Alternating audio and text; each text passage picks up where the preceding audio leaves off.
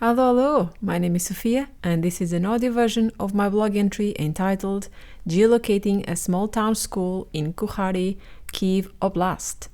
Introduction. Every so often you'll come across a town so small that Google doesn't know where anything is. Or does it? Sometimes the information is there, but we need to trick Google into giving us what we're looking for. That was what happened when I came across evidence of shelling in a school in the small town of Kukhari in Kyiv Oblast, Ukraine.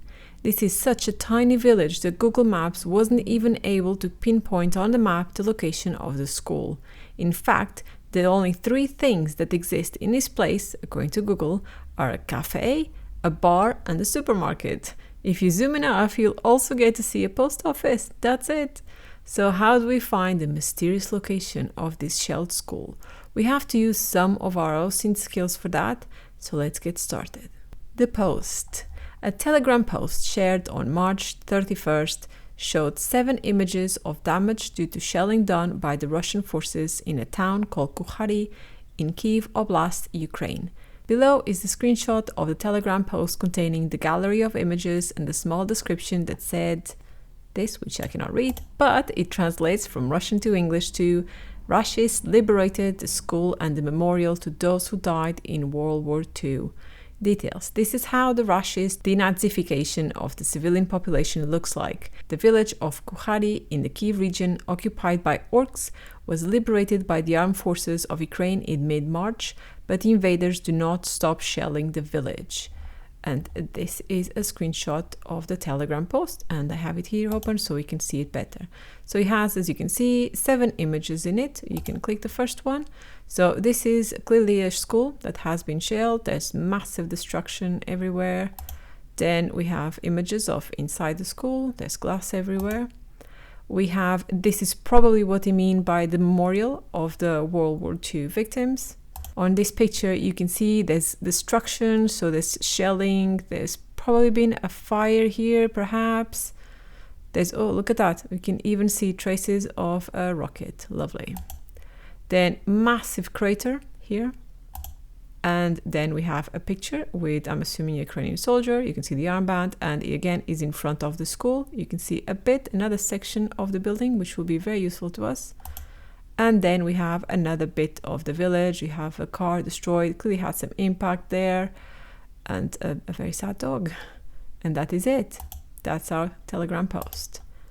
So the photos, as you may be able to see on the screenshot above, there are 7 different images on the Telegram post. In such cases, we just have to pick what we want to geolocate, since it clearly shows multiple locations. So for this instance, we'll work on trying to find the geolocation of the local school. Below, you can see the only 2 photos of the school building that will, hopefully, give us some insight on how the premises look like. On the left, we have a photo of the school entrance.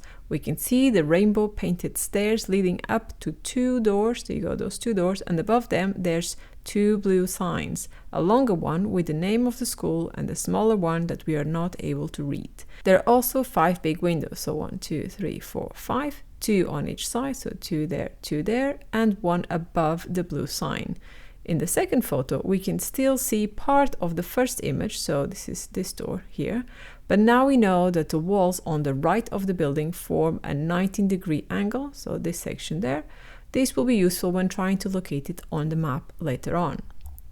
Google Maps photo gallery, hidden treasures. We're lucky that most of the data originating from Ukraine is submitted by users that give us some insight of their location in general. In this case, we know that we're looking for a town in Kyiv Oblast called Kukhari, which is spelled like that in Ukrainian, which is great to get us started. So going to Google Maps and searching for Kukhari, this is what we get. There's the cafe, this one, the bar, and the supermarket on the map.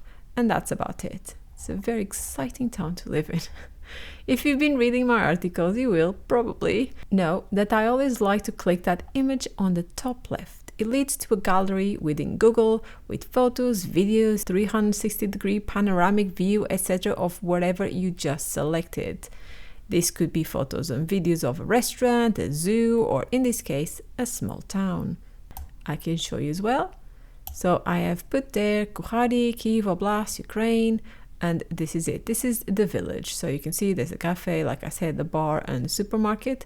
And here, this is the gallery. So if you click it, you can keep scrolling and you'll have various photos of the town or whatever you selected. And you also have some street view. Unfortunately, absolutely useless. Very nice though. Very nice place. Look at that. Previously, I have even found a small gallery with pictures of the outside of a public bathroom in Mariupol, which helped me geolocate a group of pro-Russian Chechen men in the area. That was amazing, by the way, just so you know. So trust me when I say it all is worth checking. So let's click it. And I just did it. I did too fast. There you go. I was in a rush to show you. Surprisingly, there were plenty of photos of the small town of Kukhari in his Google Maps gallery, although most of them simply show a road and fields, which is not very useful to us. However, in the middle of them, I found 3 that I wanted to share. The one below, uploaded in June 2021, you can see the date there, shows the village from possibly a drone video. I mean, it's very likely a drone video, isn't it? You can see a church, the main road, and several buildings on each side. At this point, it's not too useful, but later on, we might come back to it. We definitely do. The second photo shows 2 skulls, one on the ground and the one perched on a dead tree branch. They once belonged to cows and have absolutely no relevance to the investigation. I just like skulls and I found it very amusing. Okay, focus. The third photo was a great surprise. I immediately recognized it as the same bus stop shown on the last photo of the Telegram post. Look at that. I'll show you later. Okay, let's compare them quickly. On the left, we have the photo we got from Telegram, and on the right, the photo above we found on Google Maps. You can see in both the bus stop, there you go, bus stop with the name of the town above. So there you go, this one here. The decorative shape on the wall, so this shape here, there as well. And then the big electricity pole next to it, and that's the one. Somehow we got the visual match without even looking for it. Look at that, Google Galleries is amazing. Now that we have checked all the gallery photos on Google Maps and found no images of the school, what else can we do? Tricking Google Maps. Just because Google Maps doesn't show the location doesn't mean it can't. So let's try to trick Google into giving us the correct place. For that, I went to Google Translate and input the words Kukhari, school, and got a translation from English to Ukrainian. So we have school, Kukhari. For some reason, different order, whatever. Back again on Google Maps, I input the school, Kukhari, in the search bar to see if we can trick Google into giving us the coordinates of the local school. And lo and behold, suddenly Google knows the location. Look at that, Google. Weren't you a bit naughty? Comparison. Finding the place is only the first step. Afterwards, you need to actually prove that this is the correct location. Google is not infallible, and we need to compare the images we got from the Telegram post with the building on the map that Google claims belongs to the school. So how can we find a way to get more photos to compare? If we click on the school icon on Google Maps, this one, we'll be able to check the gallery as I explained above. Unfortunately, there's only one photo, and it's of a playground, which is not of much use to us now. However, if you scroll a bit further down, you'll see something very helpful, the school's website. Dun, dun, dun. Clicking on the link will lead you to the town school website, which surprisingly is full of information and last updated in February 2022. I wonder what happened then. And if there's one thing that schools always have in their website is a gallery with images, so we just need to find them. As expected, the website is in Ukrainian, so I use my Google Translate add-on to get it all to English and see if I can spot a section with a photo gallery. The photo albums link in the left menu shown below sounds promising, so let's check it out. There are 64 images, and some of them look like they could have been taken close to the building entrance seen in the photos from the Telegram post. Unfortunately, after going through them all, none was close enough to get a good match. But that doesn't mean there's no clear photos of the entrance of the building. It just means that they are not located in the photo album section. The website is quite big and full of content, links, and text, so the fastest way to look at all the photos in it is to go back to Google. Another little trick we can use to get Google to help us is to type site, and this is the site of the school. In the search bar, here you go, so that it only gives results within a specific website, in this case, the school's website. And then go to images, this is the images tab, so we only see the images. So you go to Google, you put site, the website, so literally copy paste this, and then you click images. So it'll just give you images from the website. Look at that trick. It doesn't take much to immediately spot the image highlighted below, shared in May 2021. And here it is, the entrance to the school. We can see the rainbow colored steps, the 2 doors, the blue sign above, and the windows on each side. I have chosen to blur the faces of all the children, as it's bad enough their school got destroyed. They don't need to be forever associated with it. I'm sorry for that.